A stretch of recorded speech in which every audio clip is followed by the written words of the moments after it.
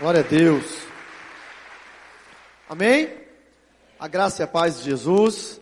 Quantos estão vivos aqui? Levante a mão os vivos para eu ver. Amém. Glória a Deus. É uma alegria estar com os irmãos aqui em Guarulhos e poder conhecê-los. Conhecer o apóstolo Adailton, sua esposa Eliane, com N-E, para eu não esquecer, não é? Ao bispo, que eu me esqueci o nome do querido. Elson, além de bispo, homem de Deus, um cantor, missionário, faz a obra do Senhor no Brasil, onde Deus tem levado. E é sempre muito bom estar com a igreja.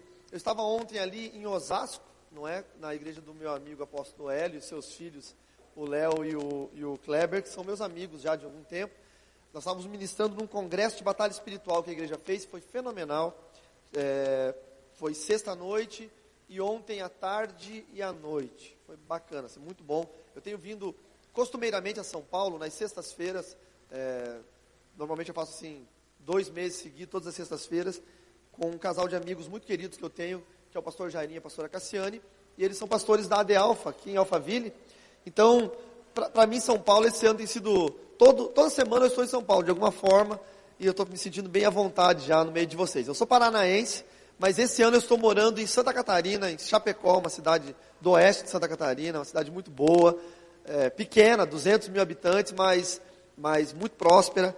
E nessa manhã, eu estava orando a Deus para preparar algo para a igreja, e o Senhor tocou muito forte no meu coração para falar sobre ativação espiritual, falar sobre a legalidade na oração, o porquê que algumas orações não são respondidas, o porquê que algumas petições no mundo espiritual não são atendidas.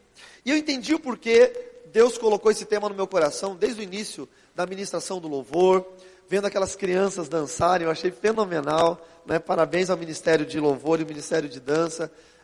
Como é lindo você ver a simplicidade da criança louvando ao Senhor na dança. Não é? Muito, na minha opinião, eu achei muito mais espiritual ver as crianças dançando do que muitos ministérios de dança que a gente vê por aí, porque há uma pureza nata na criança, né? E vendo o histórico de construir a nova igreja, construir o templo de vocês, e o que o pastor que ministrou agora a oferta disse, sobre não haver possibilidade de você romper na área financeira apenas com a oração, e o irmão com muito temor disse, me perdoem pelo termo que eu estou usando, mas exatamente aquele termo mesmo, não tem como romper em algumas áreas só com a oração.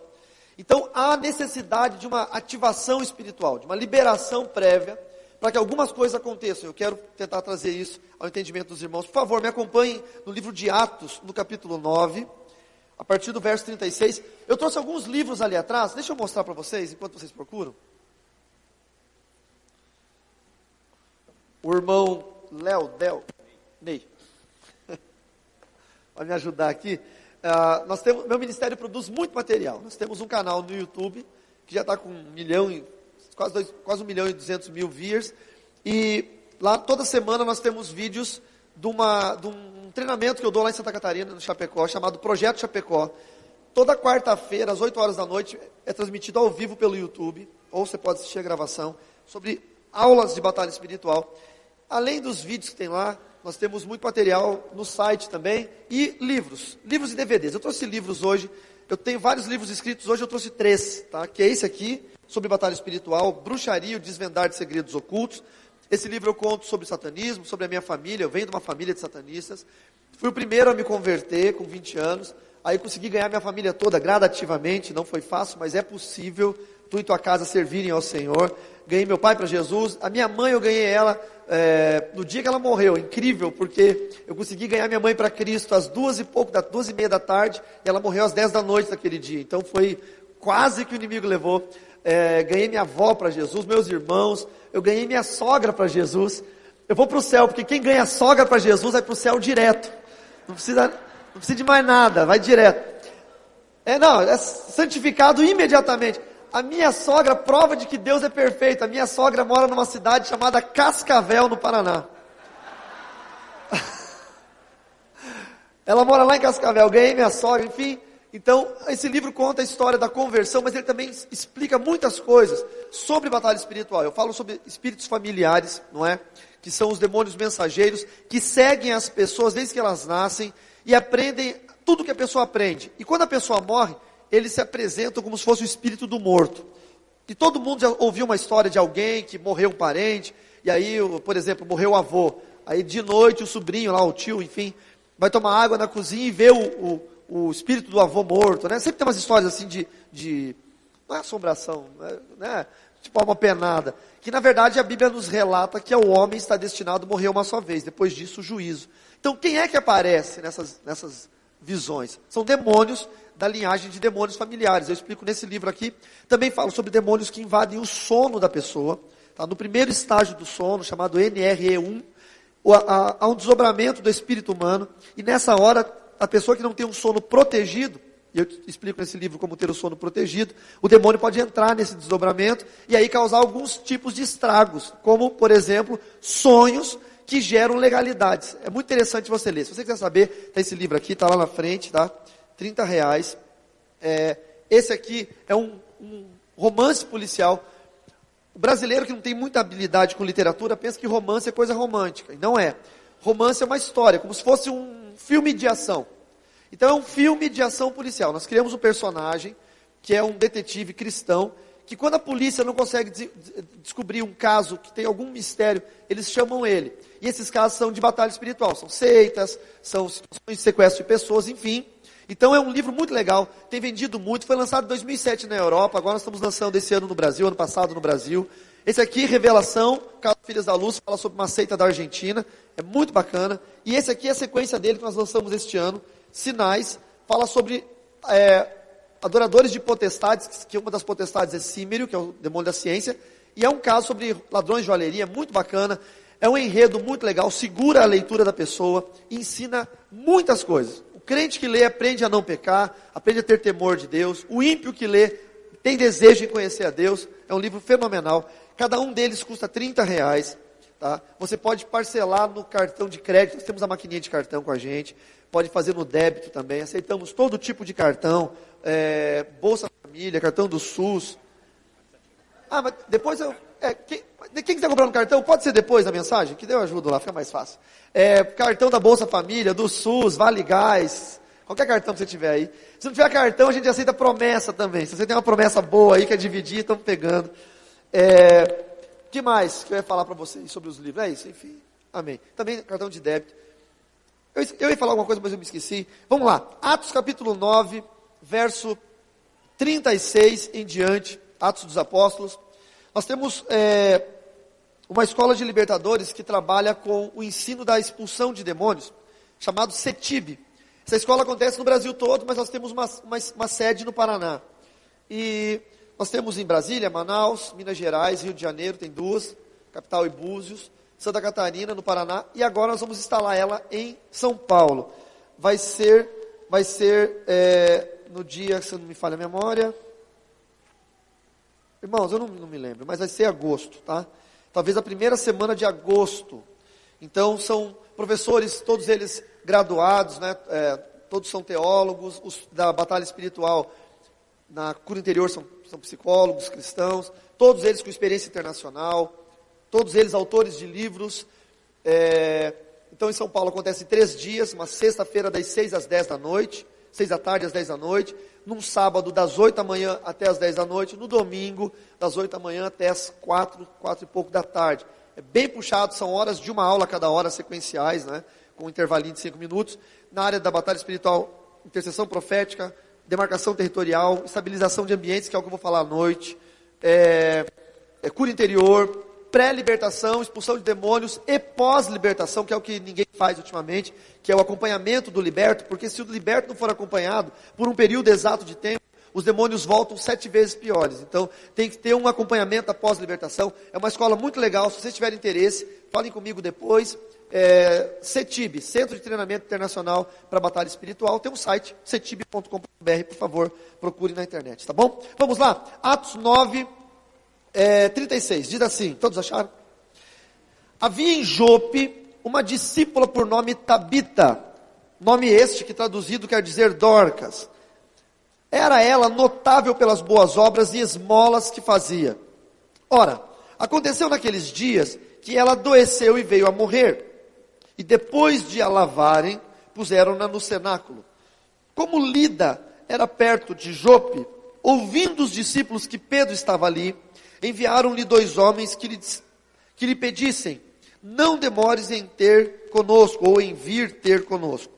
Pedro atendeu e foi com eles. Tendo chegado, conduziram-no para o cenáculo, e todas as viúvas o cercaram, chorando e mostrando-lhes túnicas e vestidos que Dorcas fizera enquanto estava com elas. Mas Pedro, tendo feito sair a todos, pondo-se de joelhos, orou, e voltando-se para o corpo, disse: Tabita, levanta-te. Ela abriu os olhos, e vendo Pedro, sentou-se. Ele, dando-lhe a mão, levantou-a, e chamando os santos, especialmente as viúvas, apresentou-a viva. Isto tornou-se conhecido por toda Jope, e muitos creram no Senhor. Pedro ficou em Jope muitos dias, em casa de um curtidor chamado Simão. Amém? Feche seus olhos, vamos orar. Bondoso Deus, nós te glorificamos, Senhor. Te glorificamos por esta manhã tão boa, de um clima tão bom, que a tua igreja se reúne neste templo. Muito obrigado, Senhor, porque estamos aqui para ouvir a tua voz através da ministração da palavra de Deus. Eu te peço, Espírito Santo, que o Senhor possa falar ao nosso coração de uma forma única, peculiar, de uma forma individual, que todos nós possamos entender, compreender, receber a palavra, mas também sermos ministrados por ti através da palavra. Pai, abençoa o apostolado desta igreja, os pastores, abençoa a liderança, as células, os discípulos, os líderes, abençoa, Senhor Deus, os visitantes, aqueles que estão aqui pela primeira vez, aqueles que fazem parte de uma família de crentes e que nunca entraram em uma igreja. Que o Senhor os abençoe profundamente, traga paz ao coração de todos eles, e que a palavra de Deus os alcance também, Senhor. Muito obrigado, porque nós estamos juntos em comunhão, em nome de Jesus. Amém. Amém? Pode aplaudir ao Senhor.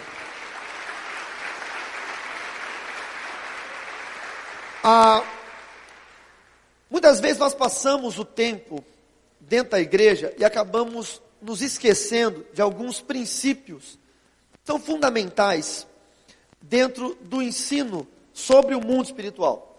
A Bíblia nos fala muito sobre céu, e quando nós ouvimos ou lemos falar sobre céu, nós imaginamos sempre a morada de Deus. Mas não é bem verdade. A morada de Deus está no ambiente chamado céu. Mas céu significa, na linguagem bíblica, mundo espiritual. Exemplo, livro de Mateus, capítulo 16, verso 19, o próprio Cristo fala para Pedro: eu te dou as chaves do reino dos céus. Quando ele estava dando a chave do reino dos céus, não era a chave da salvação, era a chave do mundo espiritual. Entendam que o mundo espiritual, ele só pode ser aberto do lado de cá, pelo mundo físico. Se o mundo espiritual pudesse ser aberto do lado de lá, do mundo invisível, nós não teríamos paz nunca na terra, porque os demônios entrariam livremente a hora que eles quisessem. E graças a Deus, os demônios não podem entrar no mundo físico sem que haja necessariamente uma permissão.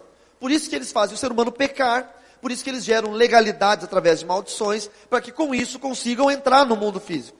Então, quando Jesus instituiu sobre a igreja, através de Pedro, que nós, igreja, teríamos as chaves do reino dos céus, e aí ele completa em Mateus 16, 19, dizendo: tudo que abrires, ou tudo que ligares na terra, será ligado no céu, e tudo que desligares na terra, será desligado no céu. Isso nos dá poder e autonomia de movimentar o mundo espiritual. Céu significa mundo espiritual. É óbvio que nós não vamos morar no céu, porque a terra vai ser restaurada. Você lê Apocalipse capítulo 21, e você percebe que um novo céu e uma nova terra é gerado por Deus na eternidade. O que é o novo céu? É um mundo espiritual onde os demônios não vão mais habitar, porque eles vão ser lançados num lugar chamado lago que arde em fogo e enxofre, que é a segunda morte.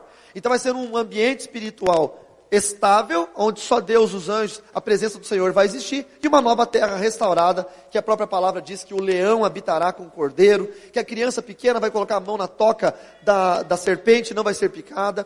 Então vai ser uma terra nova, transformada e restaurada. Agora, por que eu estou dizendo isso? Porque nós vivemos num mundo físico que é completamente influenciado pelo mundo espiritual. No culto da noite eu vou falar sobre estabilização espiritual, e eu vou mostrar na palavra de Deus como que uma ação espiritual, que é invisível aos nossos olhos, pode desestabilizar o mundo físico. Como que um problema espiritual pode desestruturar completamente um casamento. E a pessoa acaba discutindo, marido e mulher, achando que é um problema de relacionamento, mas que no fundo é um problema espiritual, que podia ter sido repreendido com uma oração estratégica de guerra.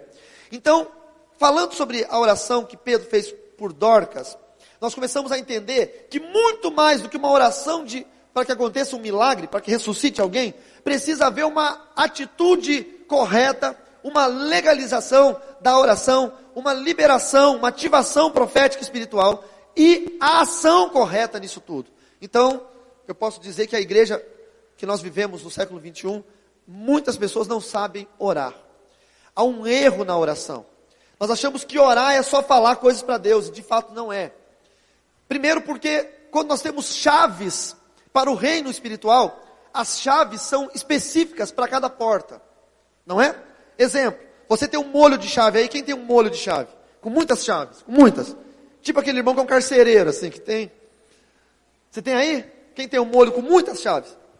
Tipo, pegada carcereiro mesmo. Ah, não é muito, mas serve, vem cá. É mais ou menos. Você não é um carcereiro, você é um porteiro de uma pensão. Não é? Qual o nome do irmão? Ivanei. Tá bom, o irmão Ivanei me deu aqui, emprestou o molho de chaves. Eu não conheço o irmão Ivanei, não sei quais são as chaves, mas uma coisa eu tenho certeza, que esta chave aqui não abre a mesma porta que essa aqui. Concordam comigo? Concordam, sim ou não? Mas vocês conhecem as portas que essas chaves abrem? Absolutamente não.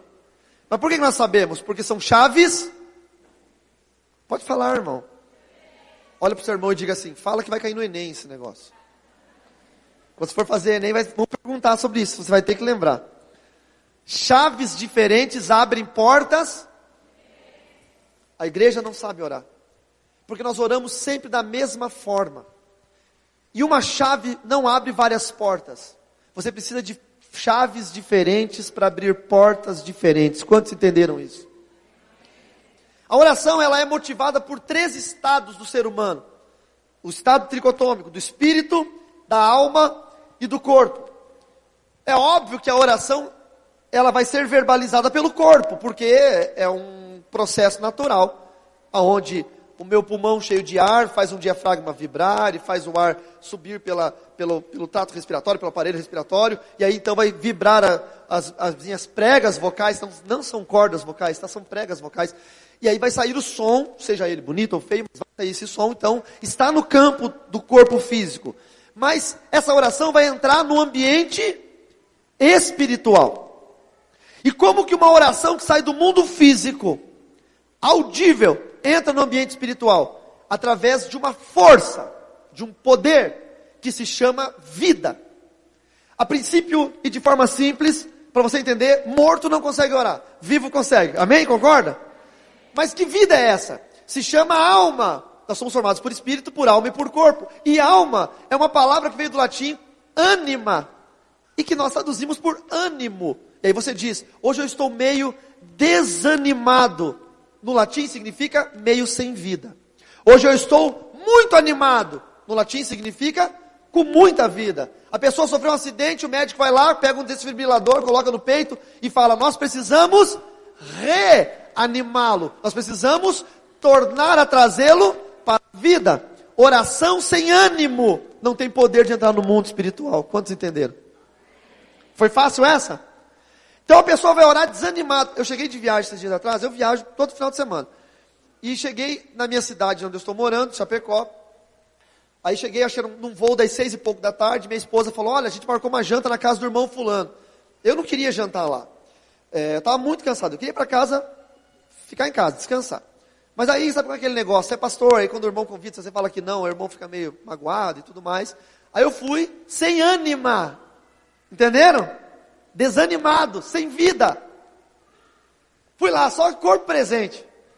Cheguei lá, o irmão, aí comecei a me animar aos pouquinhos, porque tinha um churrasco, tinha uma comidinha boa. Aí você começa a animar, todo gordinho se anima com comida. Mas eu não estava animado para entrar no mundo espiritual, estava animado para entrar no mundo físico, entenderam? Para comer. Aí o irmão veio com um problema para me contar, aí eu já comecei a me desanimar. Você vai entender o porquê eu estou falando disso, eu vou chegar em Dorcas, não me perdi, fica tranquilo. E aí, o irmão falou, pastor, o senhor pode orar agora por essa situação? Eu disse, não, agora eu não posso orar. Mas pastor, o senhor está aqui, ora por mim. Eu falei, não, eu vou orar amanhã. Por quê?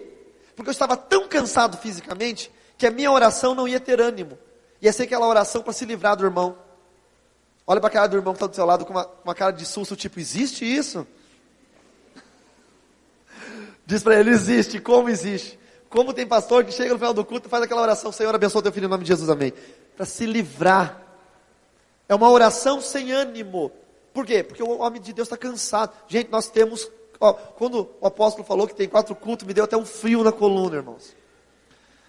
Ele falou, não, mas nós entendemos e fizemos só 2. Glória a Deus. Porque ia ser uma coisa sem ânima. Porque cansa. E o corpo físico precisa estar alinhado com a alma, que precisa estar alinhada com o espírito, para que a unidade tricotômica funcione no mundo espiritual. Oração precisa ter legalidade, ativação espiritual e vida, ânimo. Por isso você precisa orar animado. Quer um exemplo? Mais um? Pessoa que passou por um câncer, como a história do nosso bispo aqui, e venceu, foi curado por Jesus. Se chegar uma pessoa aqui com um câncer, e pedir para qualquer um de nós que nunca sofremos isso, orar, é um nível de oração. Mas se pedir para ele orar, é outro nível de oração. Por quê? Porque ele sabe o que ele sofreu com essa doença terrível. A oração dele vai ser carregada de vida, carregada de ânima, alma, e vai entrar no mundo espiritual com muito mais poder, com muito mais força, do que a minha oração, que não faço a menor ideia de como é passar por um câncer. Quantos entenderam isso? Amém? Estão vivos ainda? Estão com ânima? Animados?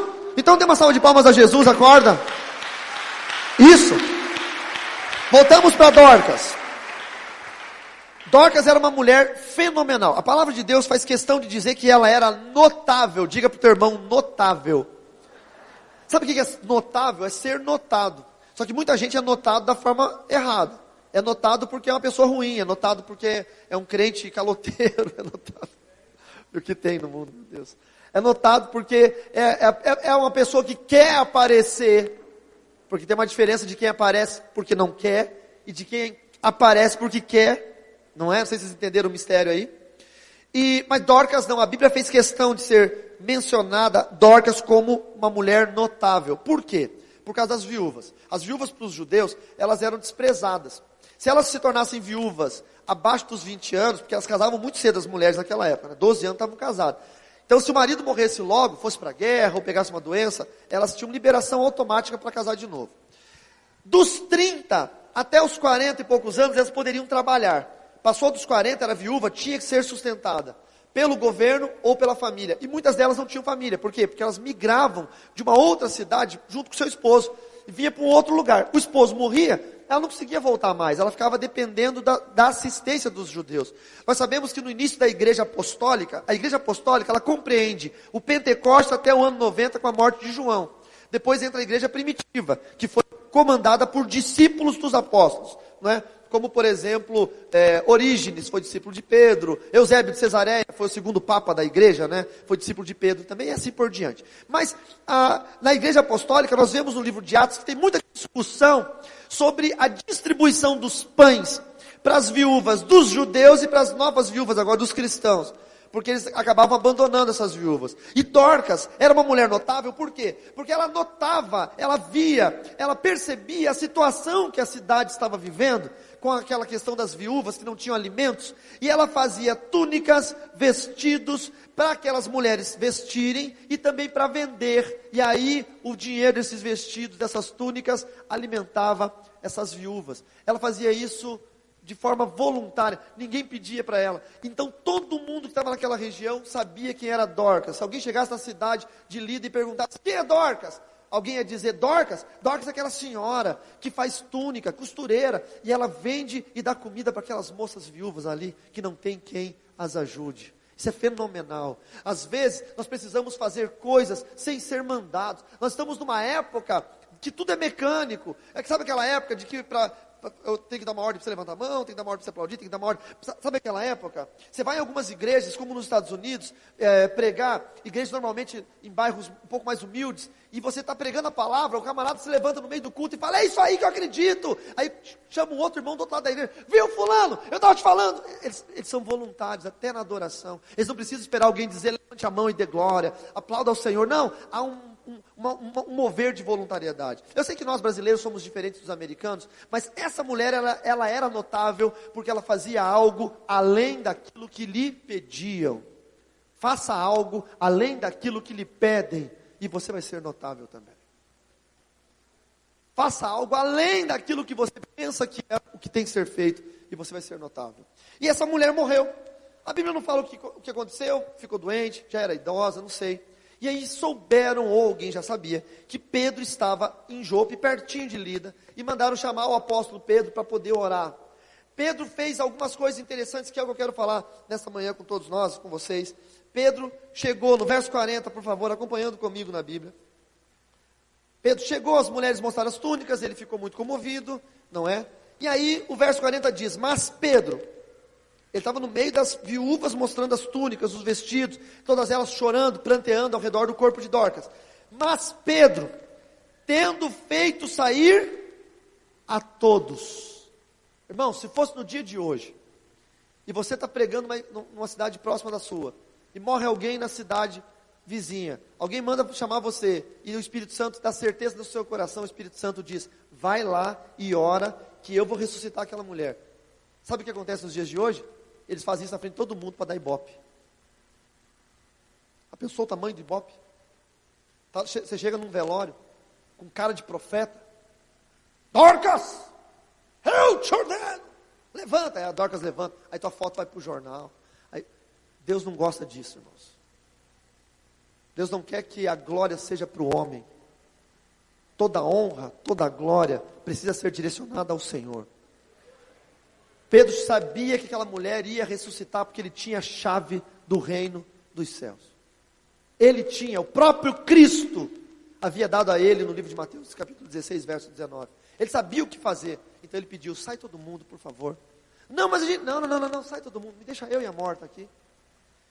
Estão entendendo? Muitas das vezes nós perdemos a chance de liberar algo no mundo espiritual, pelo simples fato de que nós gostamos de plateia. Pelo simples fato de que nós gostamos que as pessoas vejam aquilo que nós fazemos com aquilo que não é nosso. Nós fazemos algo para Deus com o poder que não é nosso, esse poder vem de Cristo. Nós só damos ordem. Mateus capítulo 10, verso 1 diz, eu vos separei, selecionei, porque eu vos dei autoridade. Jesus deu a autoridade que pertence a Ele, para expulsar demônios e curar toda sorte de doença e enfermidade. Nós temos o poder de dar ordem, sim, mas o poder é dele, a autoridade é dele, e consequentemente a honra e a glória é para Ele. Nós erramos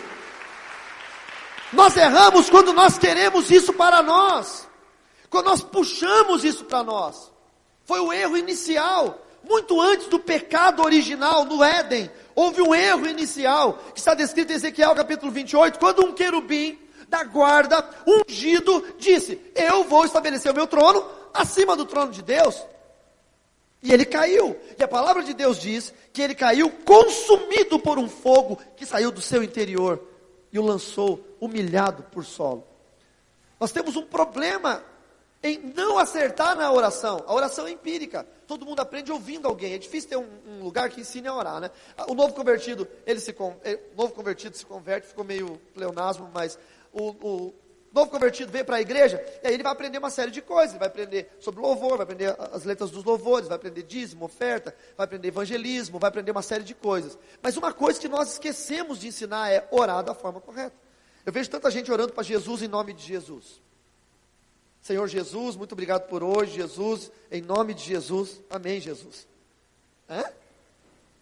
Eu vejo gente misturando a oração, começa a orar para Deus, repreendendo o demônio, acho que eu que estraguei o microfone de vocês, começa a orar para Deus, daqui a pouco já está repreendendo o demônio, daqui a pouco está na igreja da glória, na mesma oração. Já viram isso? Começa, Senhor, em nome de Jesus, nós estamos aqui te glorificando, e você, Satanás, eu te repreendo agora, igreja, como assim?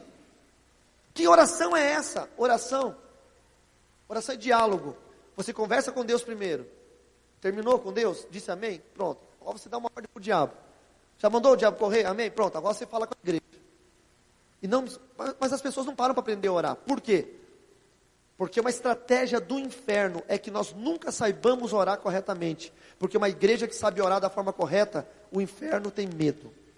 Nós acabamos perdendo o que Deus nos deu, que é o poder de ter as chaves do reino dos céus.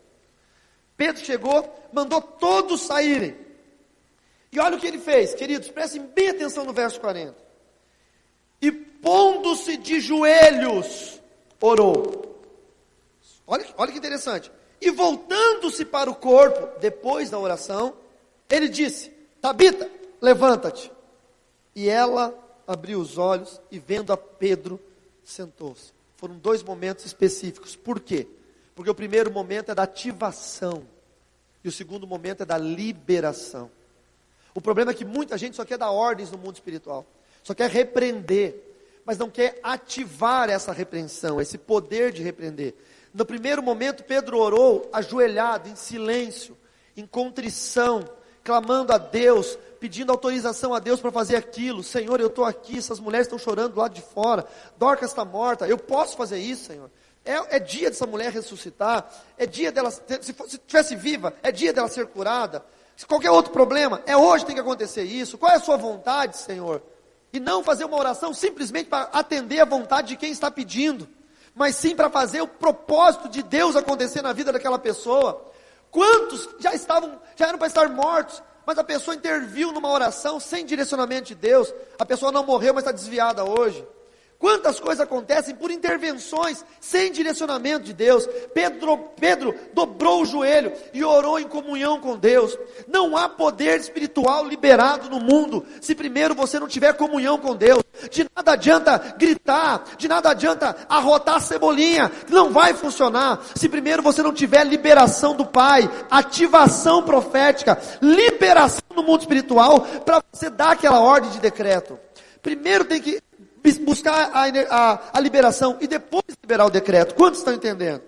Quantas pessoas existem hoje no reino de Deus que oram e não respondem, não recebem resposta e nada acontece? Quantas mulheres crentes estão na igreja há 1, 2, 3, 10 anos e o marido ainda está no mundo, o marido ainda é ímpio? Quantas? E elas oram pelos maridos? Claro que oram. E por que nada acontece? Porque precisa aprender a ativar essa oração em nome de Jesus. Pedro dobrou o joelho. Que difícil falar isso. Pedro dobrou o joelho. Para quê? Para gerar comunhão. Um dia eu estava orando, estava trabalhando. Na minha casa, eu morava no Paraná ainda. Estou morando só 3 meses lá em Santa Catarina. E estava muito frio. A cidade que eu moro é fria. Chapecó é muito fria no inverno. Dá 0 grau. Mas lá onde eu morava, na divisa com a Argentina, dava 10 abaixo de 0 no inverno. Então muito frio. E eu trabalhando de madrugada, fazendo alguma coisa que eu não me recordo o que era.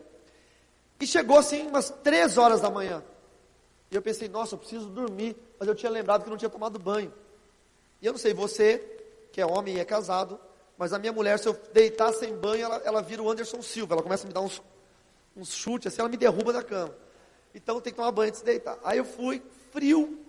Tomar banho no inverno é a coisa mais terrível que existe no mundo. Né? Mas mesmo assim eu sou fiel aos banhozinhos, tomo toda quarta-feira sem falta. E mesmo que eu não precise, mesmo que eu não tenha me sujado. E aí fui, tomei o banho e saí correndo do chuveiro ali, do banheiro, para a cama. E minha esposa já estava dormindo, lençol térmico, bem quentinho. Pulei debaixo das cobertas e fiquei ali. Minha esposa já me agarrou, já fez tipo um golpe de jiu-jitsu. Fiquei travado ali. E nisso eu lembrei, não orei antes de dormir. Porque você tem que orar, porque há um sono desprotegido e há um sono protegido. Salmo capítulo 4, verso 8, diz que em paz me deito, logo pego no sono, porque só o Senhor me faz repousar em segurança. Se esse salmo diz que há um repouso em segurança, obviamente há também um tipo de sono que é sem segurança. Depende de você escolher qual dos dois você quer ter todas as noites. E aí eu pensei, eu vou orar deitado mesmo, só estou deitado. Vou orar deitado. E aí todo crente que quer fazer a coisa errada, ele consegue achar um subsídio bíblico para se respaldar. Daí eu falei assim, Senhor, eu vou orar deitado porque Ezequias orou deitado.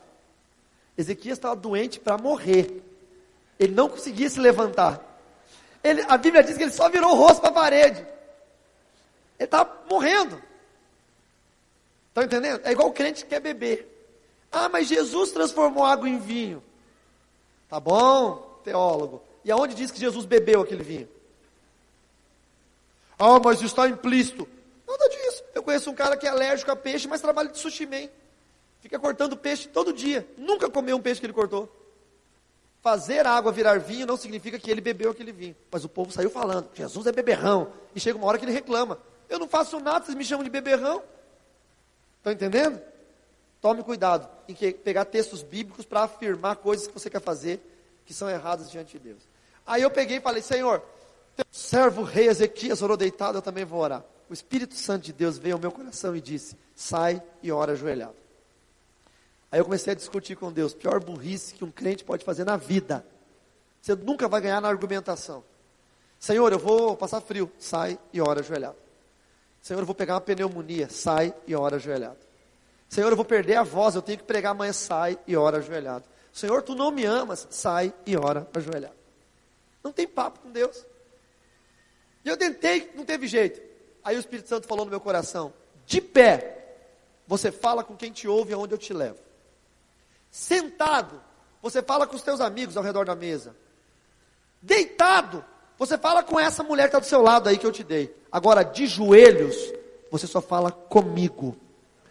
Quando você se ajoelha, o seu corpo imprime a marca da oração e gera uma memória muscular, como um músico que faz um acorde e nem olha para o braço, porque já está acostumado. O cérebro gerou memória muscular. Ele sabe mudar os acordes sem olhar para o braço. Mas quando esse mesmo músico começou a aprender a tocar aquele instrumento, ele tinha que olhar para o dedo, ele tinha que até ajudar o dedo a chegar lá, porque era difícil. Quando acostumou, não precisou mais. Sabe por que a gente não ora ajoelhado? Porque dói o joelho. Claro que dói, joelho é couro e osso. Você pode ser musculoso, você pode ser gordo, você pode ser o que você for. O teu joelho é couro e osso. E quando você encosta o teu joelho no chão, o cérebro começa a gerar uma resposta orgânica, uma defesa do organismo para você se levantar, porque o cérebro acha que o seu couro vai machucar. Então é uma defesa do organismo. E aí você não consegue orar muito tempo ajoelhado, porque começa a dar coceira, começa a dar dor nas costas. Claro que começa, mas quando você se acostuma, igual o músico que precisa acostumar a formar os acordes, quando você se acostuma, você começa a entrar numa dimensão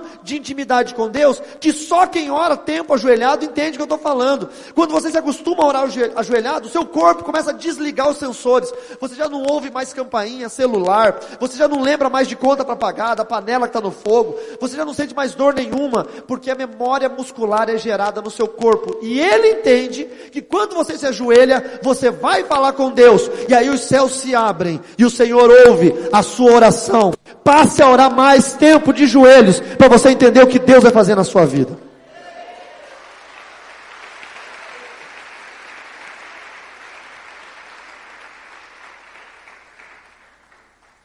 Deixa eu contar uma coisa para vocês. Deus, o Todo-Poderoso, Ele é onipresente, onisciente e onipotente.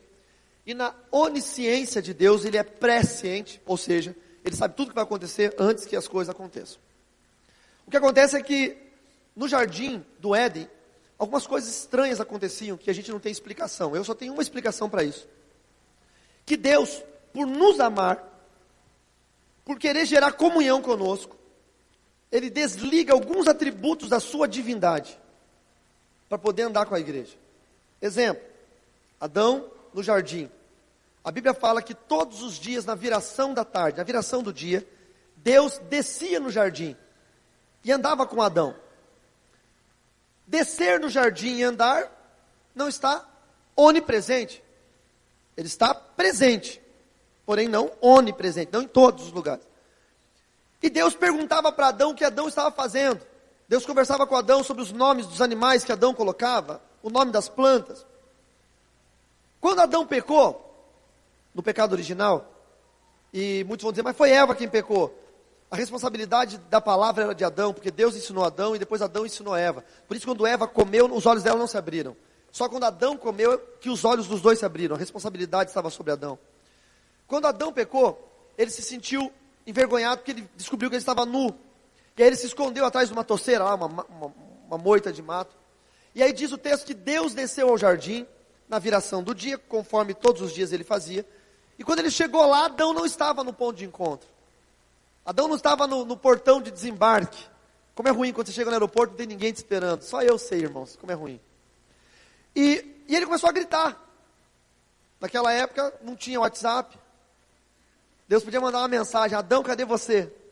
E Adão ia mandar uma carinha tristinha assim. Ia mandar um macaquinho com as mãozinhas assim.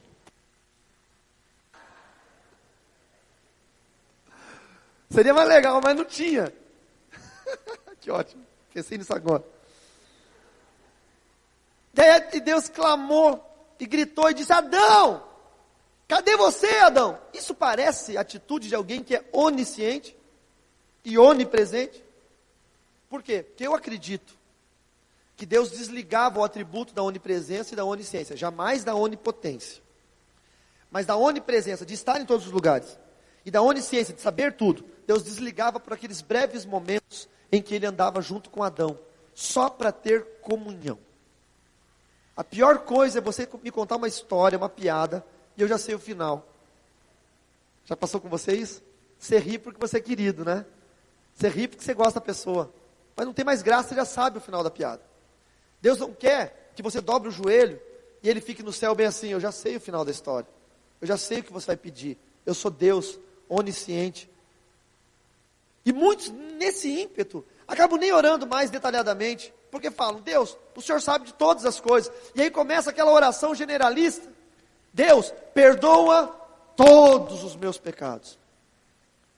Livra-me de todos os perigos. Por quê? Porque acredita que pelo fato de Deus ser onisciente, não é mais necessário detalhar aquilo que se faz.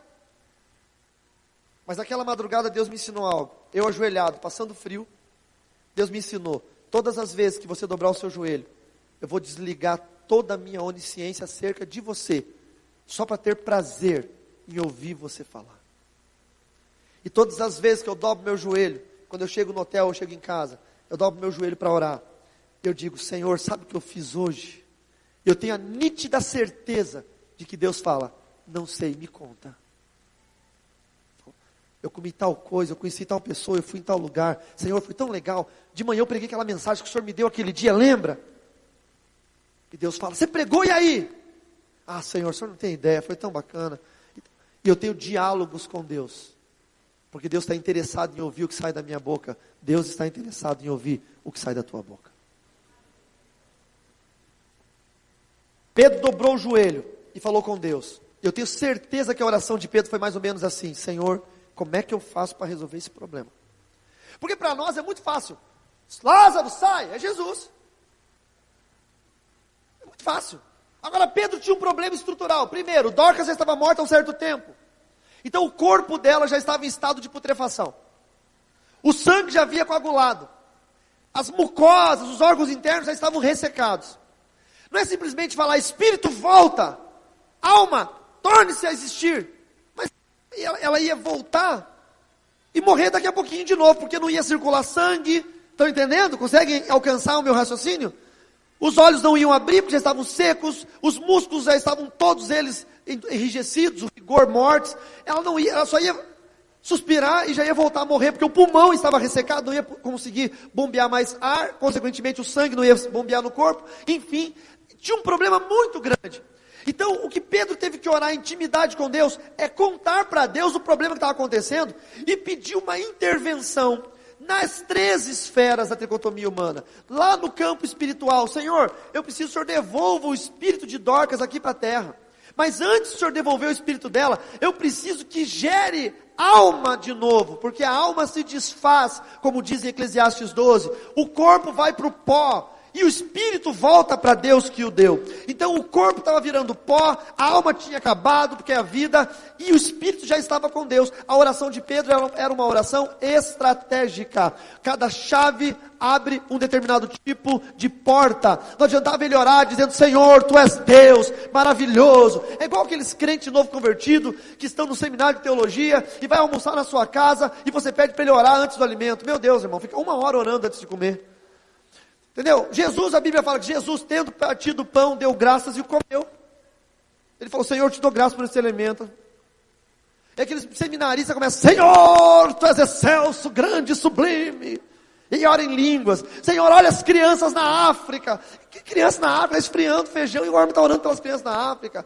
Por quê? Porque não sabe orar.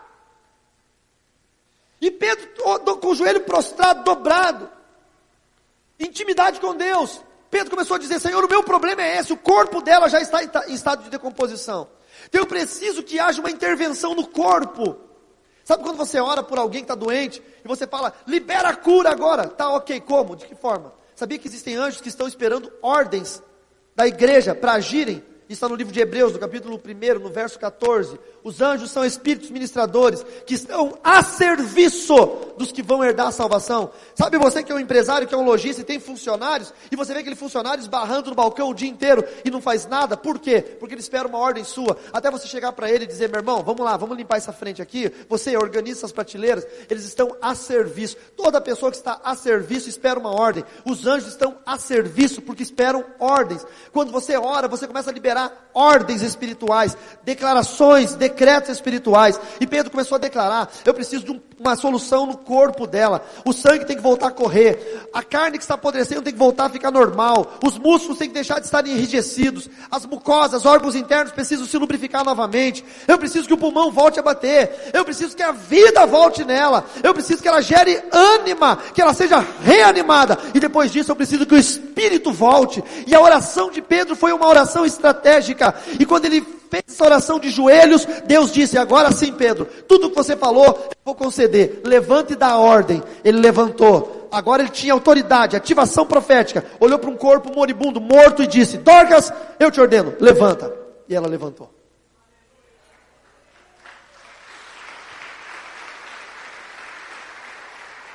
Para muita gente é dizer, claro, ele só deu uma ordem, levanta. Mas antes dele dar essa ordem, chamada decreto no mundo físico e entra no mundo espiritual, ele fez uma oração estratégica, íntima, só ele e Deus, contou todo o problema, passou a análise do caso para Deus, fez um mapeamento, falou, Senhor, é desse jeito, e Deus ativou aquilo no mundo espiritual. Você precisa fazer isso em nome de Jesus. Você precisa dobrar o seu joelho em casa e dizer, Senhor, meu filho sai, volta 3 horas da manhã, drogado, ele sai naquele morro tal, ele compra droga de tal pessoa, ele anda com tal pessoa, Senhor, eu preciso que os teus anjos cerquem os amigos dele, mostra para o meu filho quem são os amigos dele, que não são amigos de verdade, que são demônios que estão possuindo aqueles jovens.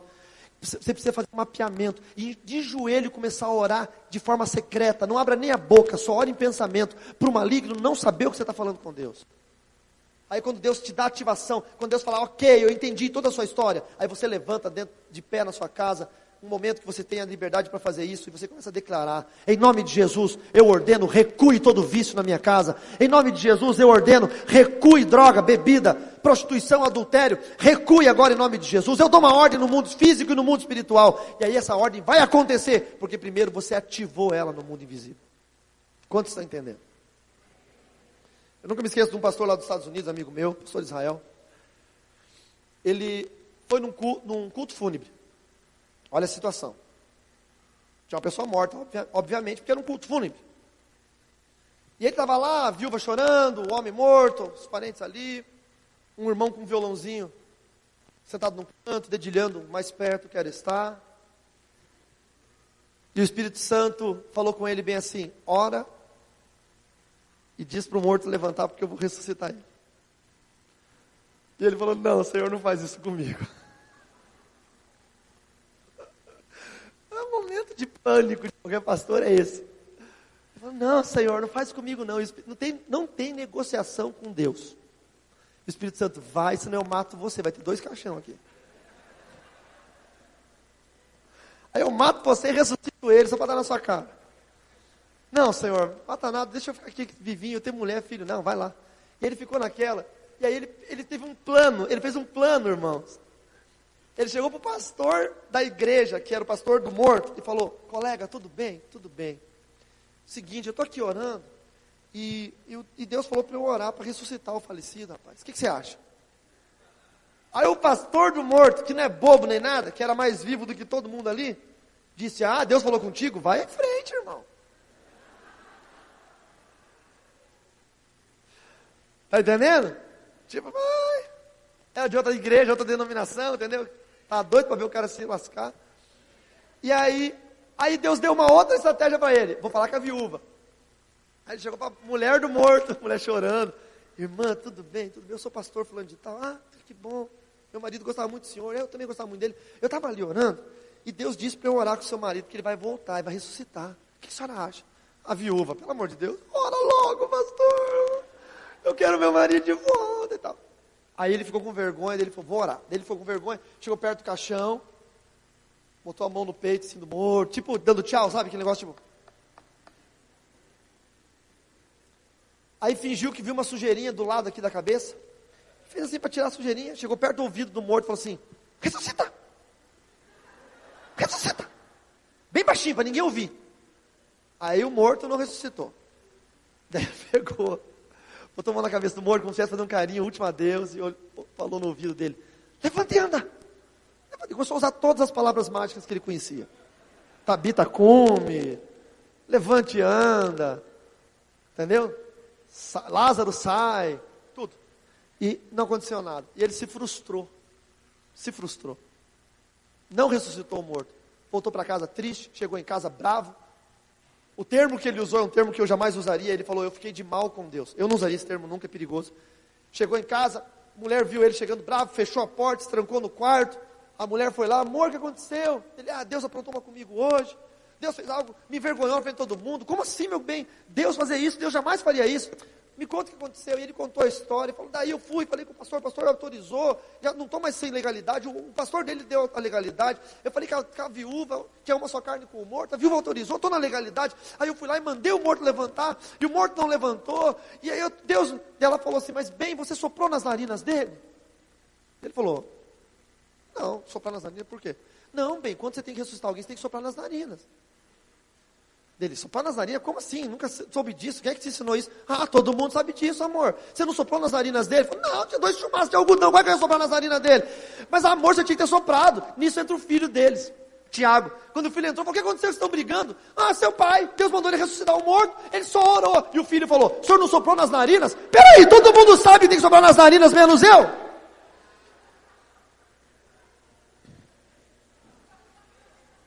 Já tinha enterrado já o irmão. Deus tinha dado um direcionamento que ele não seguiu. Primeiro você ativa no mundo espiritual. Depois você declara no mundo físico. Quantos estão entendendo? Amém? Talvez nessa manhã, a gente ouvindo isso, pensando acerca disso, a gente começa a mapear, a entender, a discernir algumas coisas que estão acontecendo ao nosso redor. Talvez coisas que não estão andando bem. Situações na família que não estão dando certo. E nós precisamos que isso aconteça. Por isso eu quero fazer uma oração nessa manhã. Uma oração de ativação espiritual. E depois nós vamos fazer uma oração de decreto. Amém? E se você realmente precisa disso, fique em pé, por favor, em nome de Jesus. Se alguém do Ministério de Louvor ou o Ministério de Louvor podia subir para ajudar. Irmão, sua chave. Obrigado.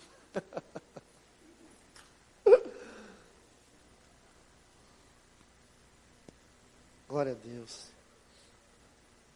Deixa eu fazer uma pergunta para você.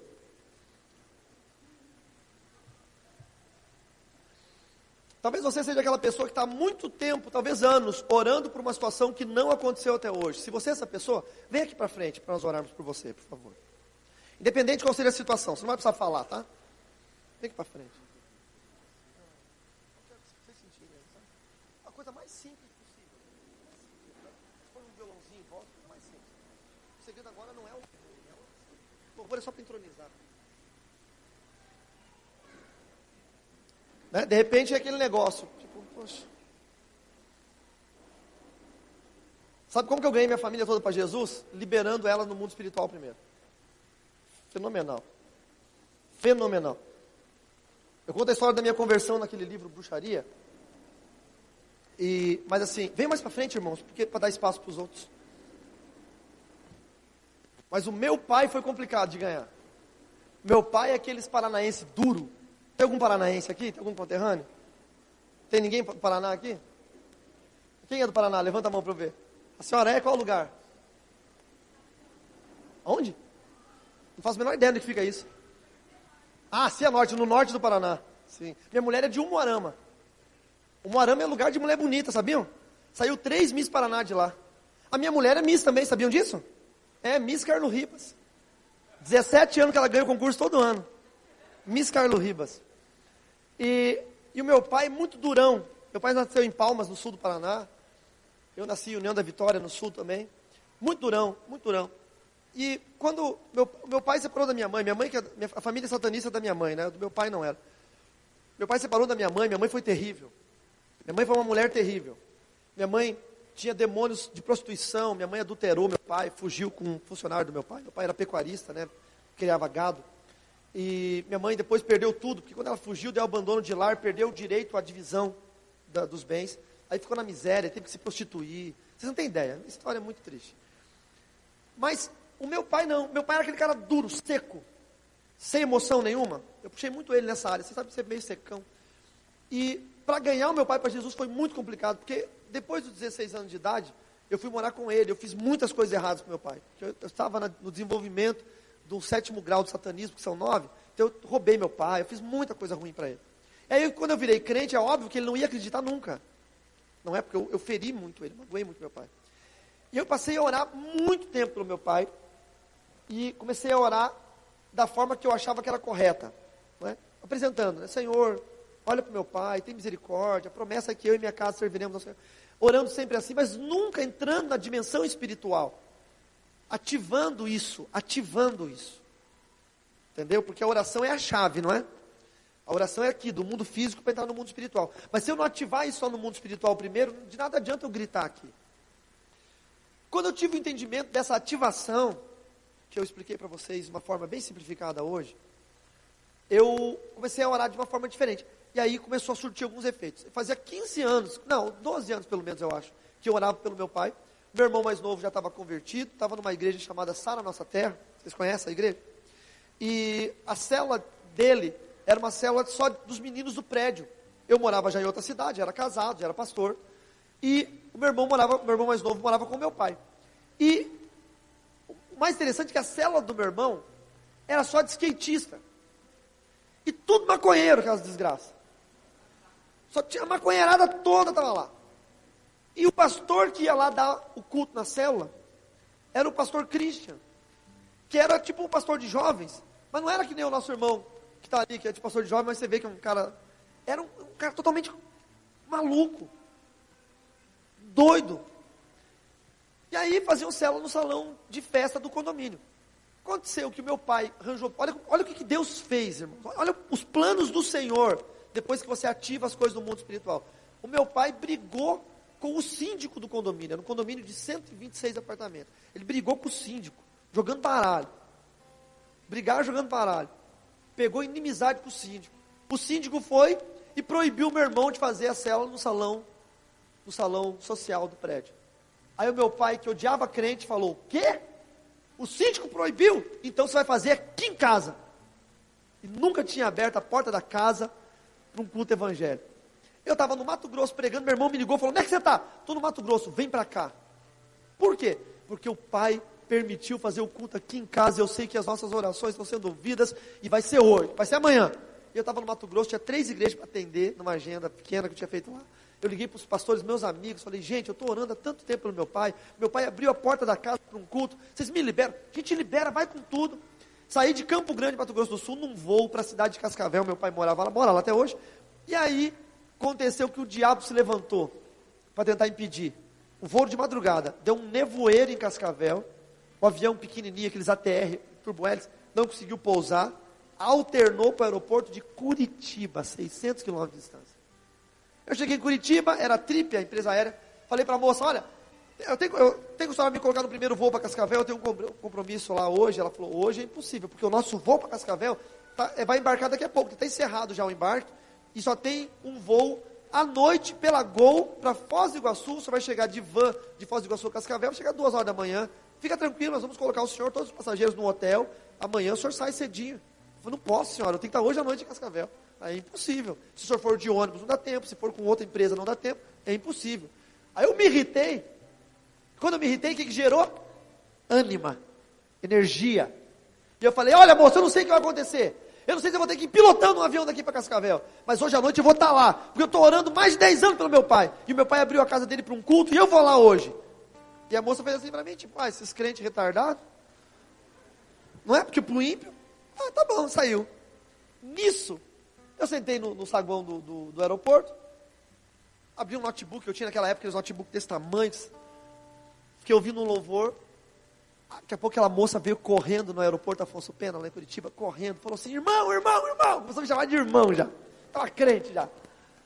Olha, eu não sei como é que funciona esse negócio, mas teve um passageiro que despachou a bagagem, mas não embarcou, nesse voo que está saindo para Cascavel agora, nós já tiramos a bagagem dele, eu falei para o comandante esperar, que tem o senhor, que tem um compromisso, o senhor quer ir nesse? Eu falei, quero, peguei minhas coisas, saí correndo, um aviãozinho parado na pista, o calor de lascar, o avião com a porta aberta, não dá para ligar o ar-condicionado, todo mundo suando, entrei, todo mundo de cara feia, o avião subiu, chegou aí minha mulher foi de carro até o aeroporto de Cascavel para me buscar, com os meus filhos e um discípulo nosso da igreja, aí quando o avião pousou, me pegaram e me levaram para casa do meu pai, à noite teve o culto, agora olha o culto, irmão, segura o violão que agora não pode ter louvor, cheguei lá, não é vocês, tá, mas toda maconheirada assim, ó, toda. Aí o pastor Christian sentado aqui, os maconheiros aqui, meu pai aqui, eu aqui, minha mulher aqui, meus 2 filhos aqui, eu tenho um filho de 18 e um filho de 12, naquela época eles tinham 15, alguma coisa, aí, e o discípulo nosso do lado, aí o pastor, estava assim, era tipo um círculo na sala, virou de costas para meu pai, deu as costas para o meu pai, olhou para a maconheirada e disse, eu tenho um negócio muito louco para falar para vocês, Jesus é top, eu tô cheirado, mas é da Bíblia, eu tô cheirado, porque eu cheirava, o meu nariz é de ferro, eu cheirava cocaína o dia inteiro, agora eu cheiro Jesus, tá ligado? E os maconheiros, e o meu pai,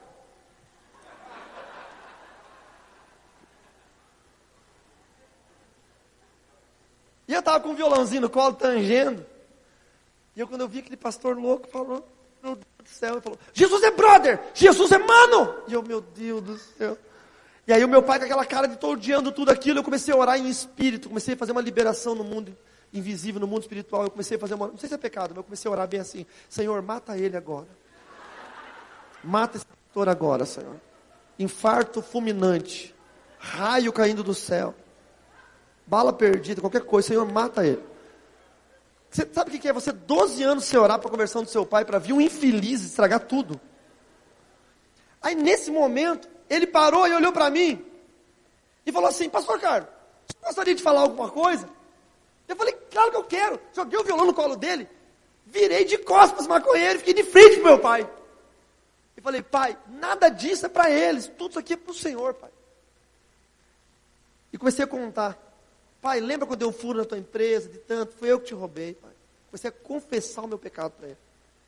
E ele disse, eu sempre soube, mas eu nunca quis fazer nada para você, porque tua mãe já tinha te abandonado, então eu pensei, eu vou te abandonar também. E eu falei, pai, não é bom que o homem viva só. E depois que minha mãe morreu, ela separou do meu pai nunca casou. Depois que ela morreu, meu pai nunca casou. Ele sempre quis que a minha mãe voltasse, a minha mãe nunca voltou. Eu disse, eu consegui ganhar minha mãe para Jesus. E ela está esperando a eternidade com Cristo.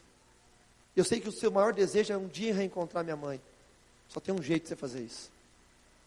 Entregando sua vida ao Senhor. E meu pai, durão, começou a chorar. Começou a descer lágrimas dos olhos dele. Eu falei, o senhor quer entregar sua vida ao Senhor Jesus, como eu fiz? E ele falou, quero. Eu falei, então vem aqui, pai.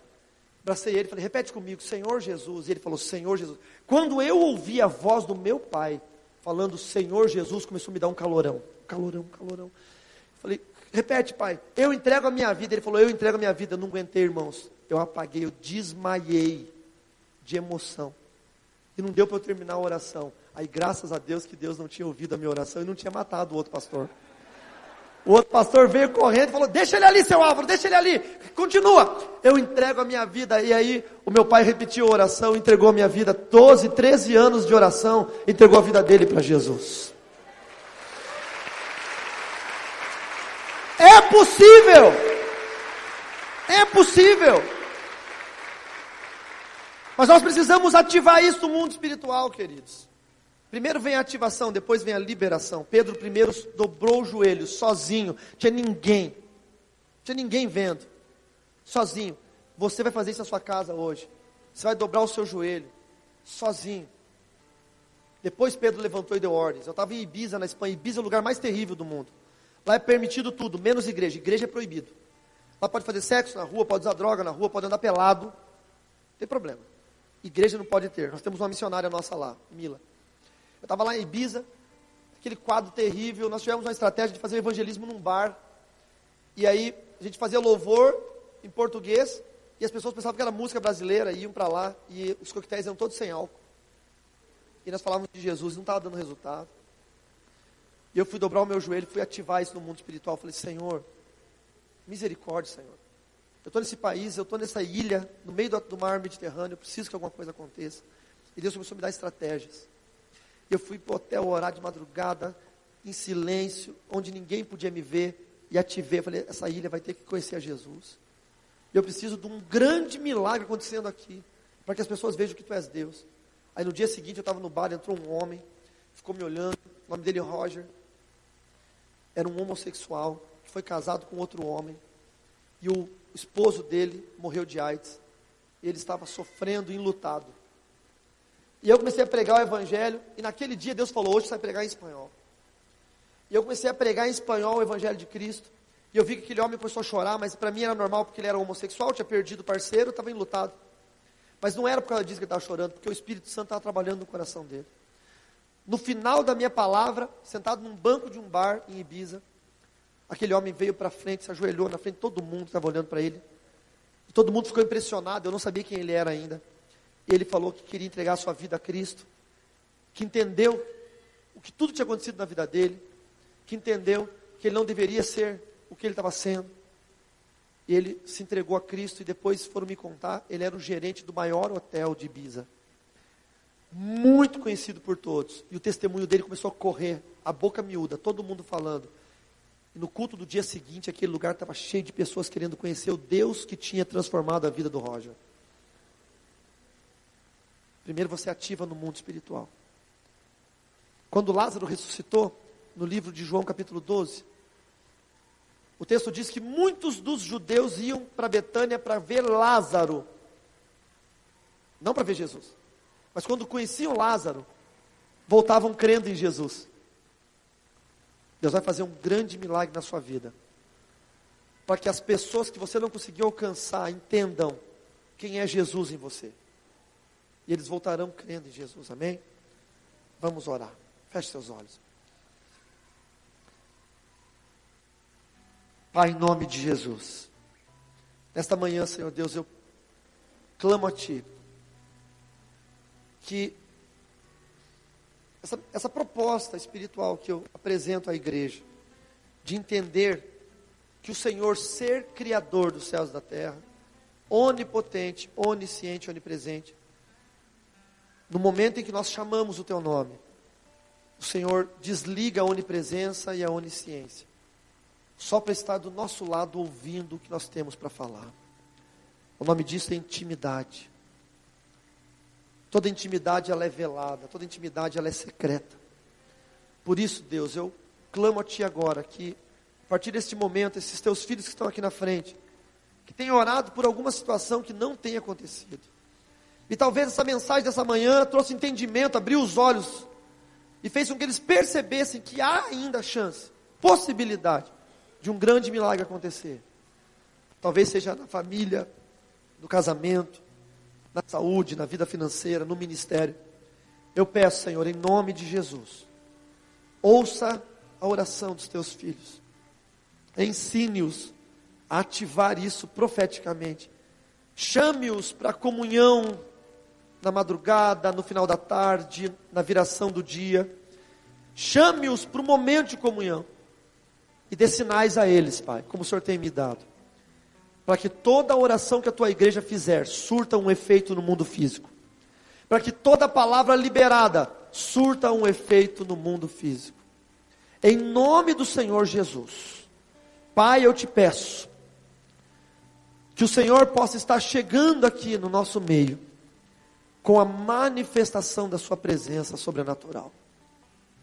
E que essa manifestação nos traga entendimento das coisas espirituais. Senhor, não nos deixe sair daqui sem esse entendimento. Toca em nós, Espírito Santo.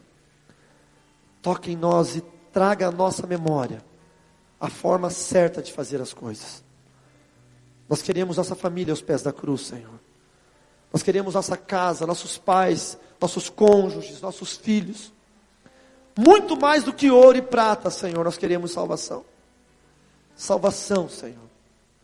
Porque se não os tivermos, o ouro e a prata aqui na terra, nós teremos a eternidade. Mas a salvação, Senhor, nós só temos essa chance de ganhá-los aqui. Traga-o, Senhor, ao entendimento da verdade, em nome do Senhor Jesus. Se você puder repetir uma oração, diga: Senhor Deus, eu preciso de mais intimidade, de uma intimidade estratégica, que quando eu orar, eu quero ativar toda a palavra no mundo espiritual e no mundo físico.